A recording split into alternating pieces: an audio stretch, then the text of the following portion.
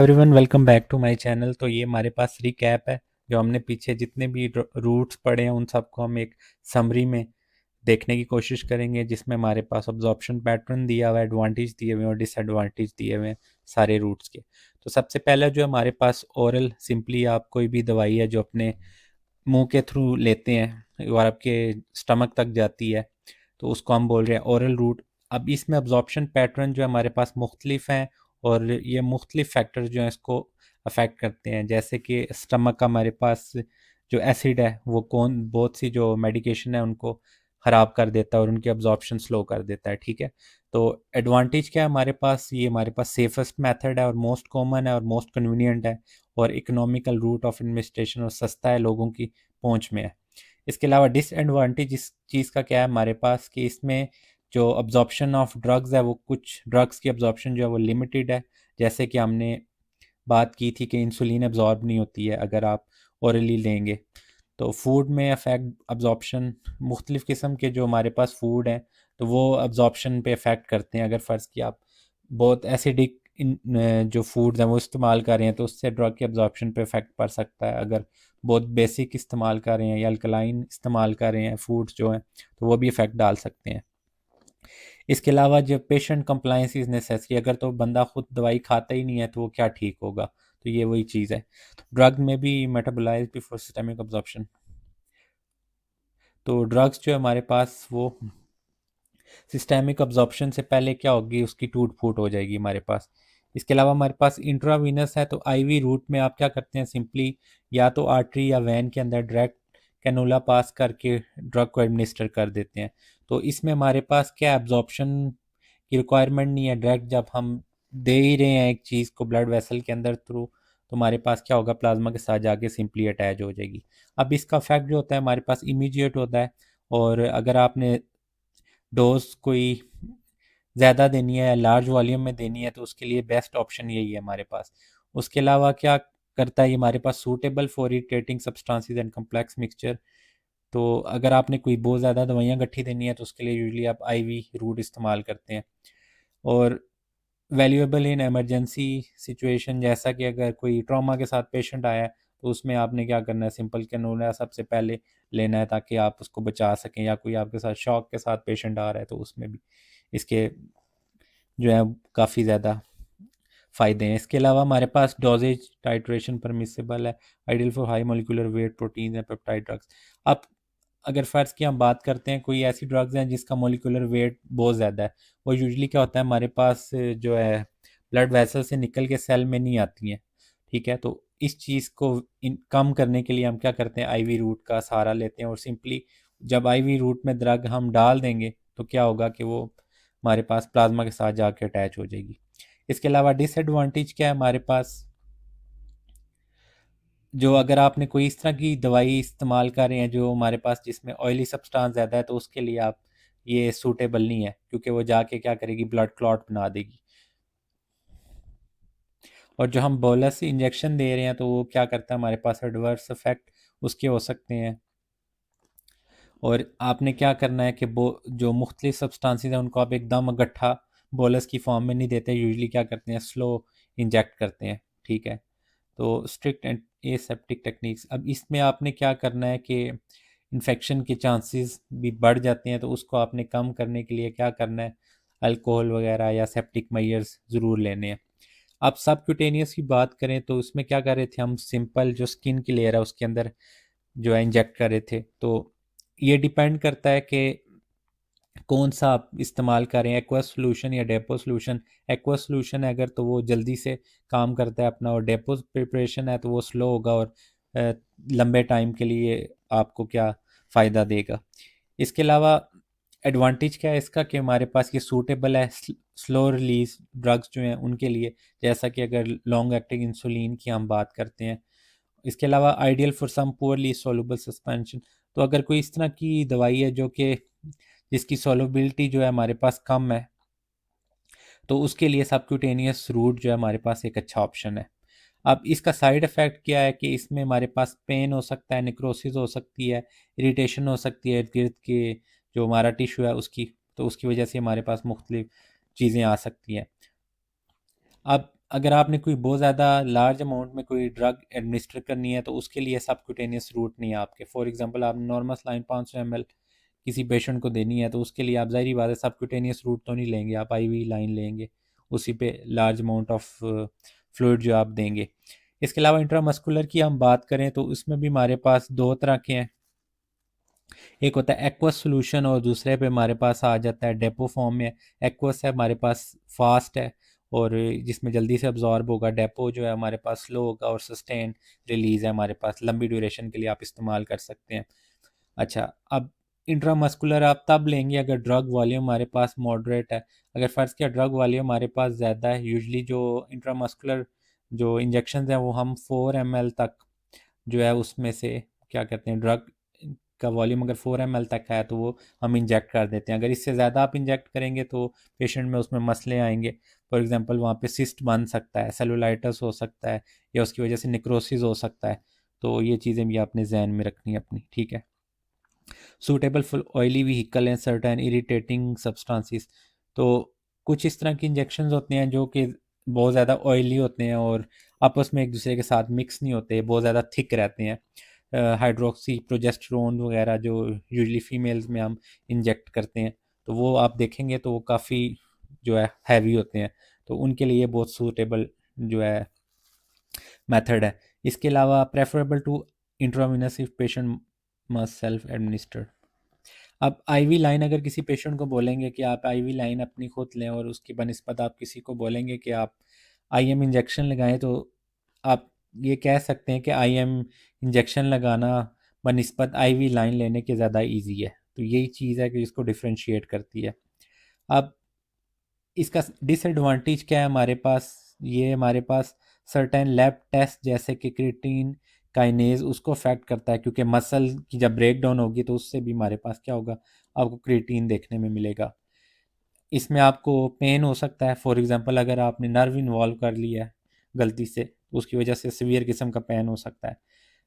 अब इसमें क्या होगा, इंट्रामस्कुलर हेमरेजेस के चांस बढ़ जाते हैं। फॉर एग्जांपल अगर तो ऐसे पेशेंट में आप लगा रहे हैं जिसमें आपने वेसल इन्वॉल्व हो गया गलती से, या वो पहले से एंटीकोगुलेशन थेरापी एस्पिरिन लोप्रीन वगैरह के ऊपर है पहले से, तो उसकी वजह से क्या होगा, उसमें हेमरेज इंट्रामस्कुलर हेमरेज के चांस बढ़ जाएंगे। अब नेक्स्ट जो है रूट हमारे पास उसे हम बोल रहे हैं ट्रांसडर्मल पैच। उस पर हम क्या करते हैं, स्किन के ऊपर एक सिंपल पैच लगा देते हैं। अब उसका फ़ायदा क्या होगा हमारे पास कि वो स्लो और सस्टेन वहाँ से सिंपली थोड़ी थोड़ी करके ड्रग रिलीज़ होती जाएगी और बॉडी में जाती जाएगी। अब ये हम स्लो है लेकिन लॉन्ग ड्यूरेशन के लिए चीज़ इस्तेमाल कर सकते हैं, ठीक है। अब इसका हमारे पास फ़ायदा क्या है, तो ये फर्स्ट पास इफेक्ट जो है उसको बाईपास कर देती है। यूजली वो हमारे पास लीवर में होता है तो उसको कम कर देती है। कन्वीनियंट है, एक बार लगाना है अरसे के लिए इस्तेमाल कर सकते हैं। पेनलेस है क्योंकि उसमें इतनी बड़ी कोई स्किन के अंदर आप कोई पंक्चर वगैरह इतना बड़ा कोई नहीं करते, ठीक है।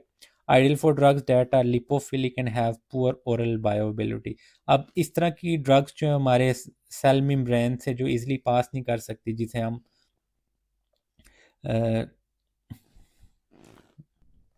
तो ऐसी ड्रग्स जो कि lipophilic and have poor oral bioavailability, तो उनके लिए ये आइडियल है। इसके अलावा ऐसी ड्रग जो कि क्विकली हमारे जिस्म से रिमूव हो जाएंगी, एलिमिनेट हो जाएंगी, तो उनके लिए बहुत अच्छा ऑप्शन है।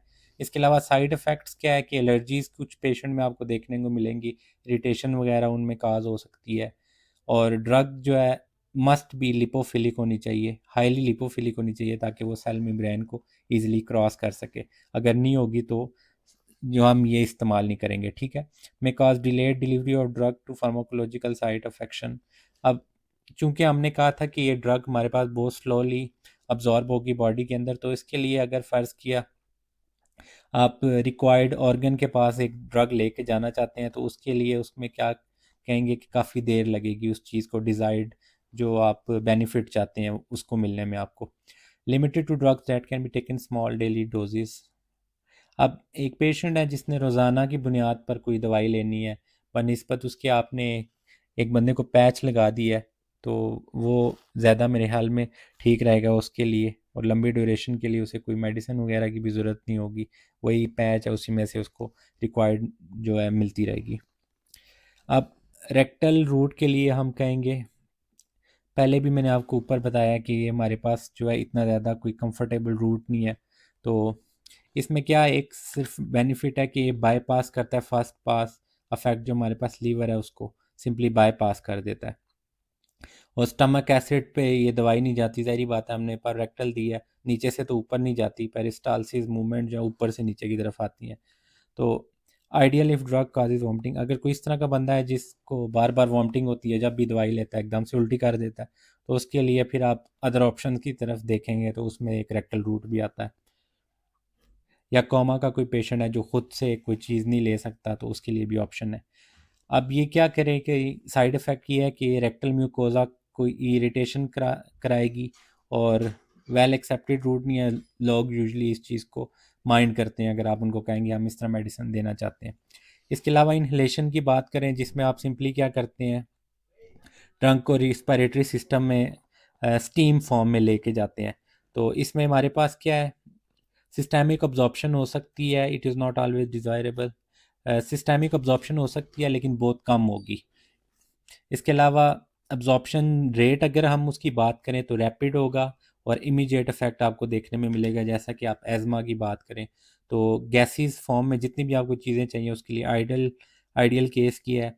और रिस्पिरेटरी प्रॉब्लम्स के लिए जितने भी पेशेंट्स हैं उनमें हम यूजुअली यही रूट लेते हैं। डोज आप अपने हिसाब से ऊपर नीचे कर सकते हैं। Localized effect to target lungs, lower doses use compare to that with oral parent.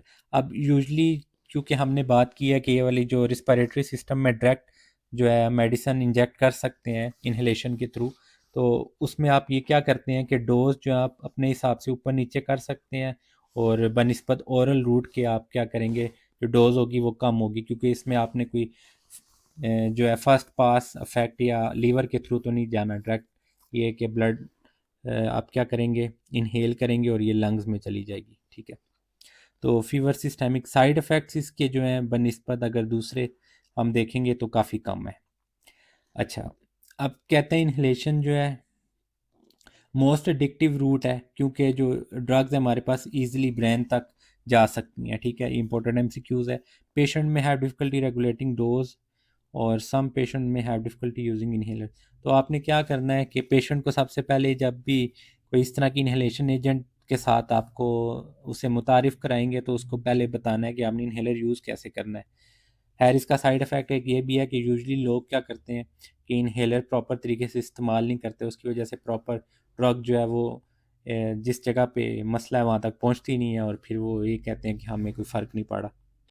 और लास्ट रूट जो है हमारे पास वो है सबलिंगुअल में हम क्या करते हैं, अपनी ज़ुबान के नीचे सिंपली ड्रग को रख देते हैं। फ्यू ड्रग जैसे कि nitroglycerin have rapid direct systemic absorption, most drug erratically incompletely absorb. तो बहुत सी ड्रग्स ऐसी हैं जो कि अगर आप ओरल रूट से लेंगे तो वो अब्जॉर्ब नहीं होती हैं, ठीक है। तो उसके लिए आप डिफरेंट रूट इस्तेमाल करते हैं, जैसा कि सबलिंगुअल रूट एग्जांपल के तौर पे नाइट्रोग्लाइसरीन दिया है। अगर आप ओरल लेंगे तो उसका इफेक्ट नहीं होगा, इसके लिए आप क्या करते हैं, सबलिंगुअल लेते हैं नाइट्रोग्लाइसरीन को। अब सबलिंगुअल का हमारे पास फ़ायदा क्या है, तो ये फर्स्ट बाईपास इफेक्ट जो है उसको बाईपास करती है, लीवर तक जाती ही नहीं है पहले, डायरेक्ट हमारे पास अब्जॉर्ब होके जो है ब्लड वेसल में चली जाती है। इसी तरह ये स्टमक एसिड तक भी नहीं जाती, स्टमक में ही नहीं जाती, जब डायरेक्ट हम क्या करेंगे, ब्लड वेसल में चली जाएगी। Maintain because the pH level relative neutral, drug की स्टेबिलिटी है वो यूजली मेंटेन होगी, क्योंकि जो सलाइवा का जो पीएच होता है हमारे पास वो यूजली क्या होता है, न्यूट्रल रेंज में होता है, ठीक है। तो न्यूट्रल रेंज हमारे पास क्या है, 7.35 से 7.45 तक, यहाँ से नीचे और यहाँ से ऊपर जाएंगे दोनों वैल्यूज़ में, तो एक साइड पे एसिड बन जाएगा, एक साइड पे बेस बन जाएगी, ठीक है। May cause immediate pharmacological effect, इसका इफेक्ट भी क्या है हमारे पास, इमीडिएट है सबलिंगुअल का। अब इसका हमारे पास साइड इफ़ेक्ट क्या है कि बहुत कम सी हमारे पास मेडिकेशन है जो कि सबलिंगुअल रूट से आप दे सकते हैं, और में lower part of the drug dose if swallowed।